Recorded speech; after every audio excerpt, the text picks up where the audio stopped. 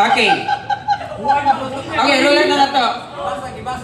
So, na ang question, na ang tubag. Okay? So, ang question, depende na lang nimo sir kung saan nimo pagtubag. Okay? Mr. Moderator, ang ato ang tuyo din ang pagtug-ang tinuod. So, admitahon na kong pildi ko. Ano rin?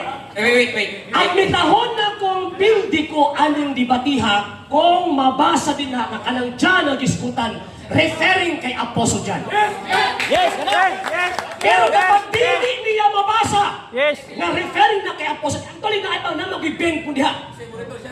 Pag dito no, hindi hapag kong tawag inong kondisyon, kaya para mailhan na ito ba, tinuod mo na itong diskutan din Objection, moderator. Objection, moderator. Objection.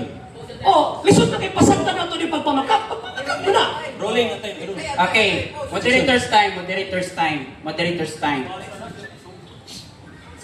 So, ang imuhang question sir, Kayo. based sa imong gibasa. Yes. Based sa ebidensya.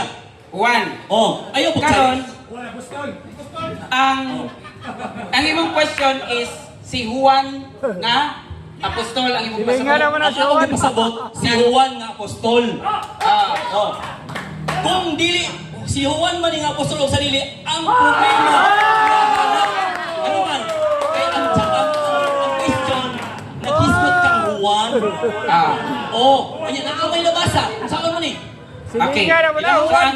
ang request mo sir is you have to prove na ang imuhang understanding is si Juan ang apostol, but you have to provide proof na si Juan apostol na nga giingon nimong dili Catholic.